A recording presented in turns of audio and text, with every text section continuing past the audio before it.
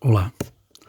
Normalmente, a gente descreve o caminho espiritual como uma autotransformação que nos leva, uma jornada, né, uma excursão, uma jornada morro acima, que nos leva desde os apegos terrestres até os desapegos e as bênçãos celestiais. Esse tipo de descrição está perfeitamente correto e tem infinitas variações.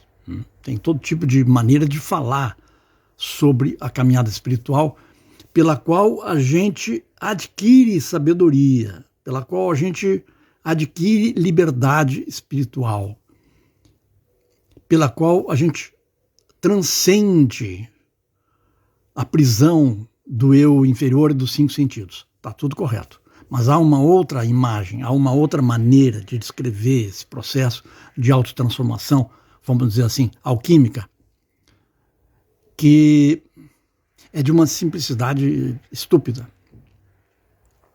E essa maneira de descrever afirma o seguinte: nós não temos que obter nada. Nós já estamos imersos no meio da bênção. A bênção está aqui. Inclusive nas cartas dos Mahatmas se fala que os princípios eternos da consciência de cada ser humano flutuam um pouquinho acima da cabeça, no plano físico. São Atma e Bud.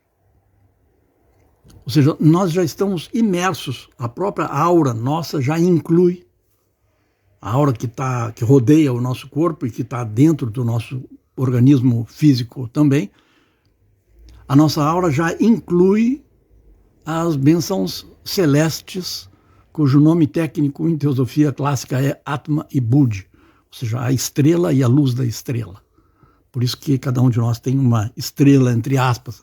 A palavra estrela é uma imagem, vamos dizer assim, simbólica do que é o 7º princípio Atma. Tá? Bom,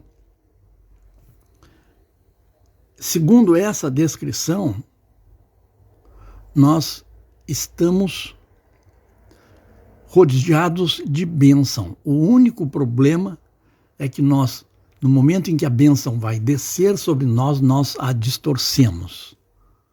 Mais precisamente, a ignorância em nós, que acha que é dona da nossa vida, para se defender da bênção, porque a bênção necessariamente aniquila tudo que é ignorância. Então, a ignorância em nós, para se defender, distorce a energia divina e tenta se apropriar, tenta roubar a energia divina, que vem do cosmos espiritual e precisa descer do nosso eu superior para o eu inferior. E o eu inferior se comporta como uma matilha de cães raivosos que estão ali, quando a energia divina chega, começa, vamos dizer assim, os diferentes cães dos desejos, medos, fobias, ambições pessoais, e todo tipo de mania e tudo mais, passam a mastigar e a distorcer a energia divina. Então, o chamado caminho espiritual consiste muito mais em acalmar os nossos sentimentos no plano do eu inferior, medos, raivas, apegos, rejeições, isso é Raja Yoga, isso é Patanjali, e alcançar um eixo simétrico, um eixo central simétrico da balança do equilíbrio entre yin e yang, entre retração e expansão, de maneira que a gente compreenda a unidade das coisas dentro do nosso interior, dentro da nossa alma. E a partir daí, a nossa alma passa a ser como a água pura de um lago plácido que deixa passar a luz e passa a ser, então, uma água transparente. E através da água transparente, então, chega a iluminação e a bênção que estavam lá o tempo todo brilhando sobre o lago da nossa consciência.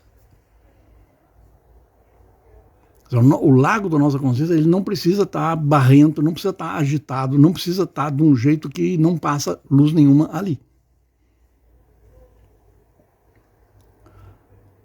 Desde esse ponto de vista, desde essa maneira de descrever o assunto,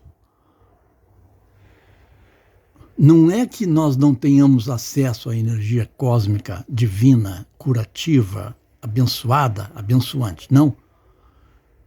É que nós nos defendemos dela para manter o apego à nossa própria ignorância, que se mostra com sofrimento. Nós queremos, com frequência, buscar anestésicos para deixar de sofrer num plano imediato. Mas, infelizmente, parece que nós rejeitamos a cura, que é o puro olhar para a realidade como ela é e compreender as causas do nosso sofrimento, o que abre as portas para que a bênção chegue até nós. Então não se trata de pensar que nós não somos abençoados e que temos que lutar para chegar a uma bênção, lutar para merecer uma bênção. Essa descrição é até aceitável. Mas há essa descrição mais direta que diz que é só não atrapalhar. E que com os nossos esforços para ser feliz, com muita frequência, nós só produzimos infelicidade para nós próprios e para outras pessoas que compartilhem o nosso karma. Desde esse ponto de vista, nós podemos compreender melhor a vida espiritual como uma vida contemplativa. Por quê? Porque não se trata de correr atrás de uma coisa externa. Os taoístas dizem que a melhor ação parece não ser nada. É o princípio do Wu Wei, uma ação tão natural que é imperceptível e parece ser imóvel. Parece ser não ação, Wu Wei. Ação através da não ação, ação que se mostra como não ação, ou seja, contempla ação, a ação de contemplar. Então a contemplação é uma forma de ação, porque ela desbloqueia a bênção que vem até nós e que nós dificultamos que chegue. Então, renunciando a coisas que nós possuímos, renunciando aos nossos apegos e renunciando às nossas rejeições, nós limpamos a nossa atmosfera de maneira que nós possamos enxergar o céu. Limpamos o céu imediatamente acima de nós, de maneira que a gente consiga enxergar à noite as estrelas, ou de madrugada as estrelas. Ou se nós fôssemos considerar a água, purificar a nossa própria água para que a gente consiga enxergar através da água. Resumindo, não é um mestre de sabedoria que está longe de nós, mas nós que estamos longe dele. Não é a sabedoria que está longe de nós, mas nós que ficamos e permanecemos e queremos, infelizmente, ficar longe dela, porque aproximar-nos da sabedoria implica um preço. E o preço é abrir uma clareira no meio da nossa mata virgem de ignorância. É remover pelo menos um pouco da nossa ignorância para que a luz possa chegar até nós. No âmago da floresta fechada da nossa ignorância, não chega a luz do sol. É preciso pelo menos cortar alguns ramos nas árvores para que a luz do sol nos ilumine. A luz do sol é a luz do coração. A luz do sol é a luz que está acima da nossa cabeça, que é a luz da alma imortal. Então, através da capacidade de ser nada, nós podemos compreender tudo, sem palavras.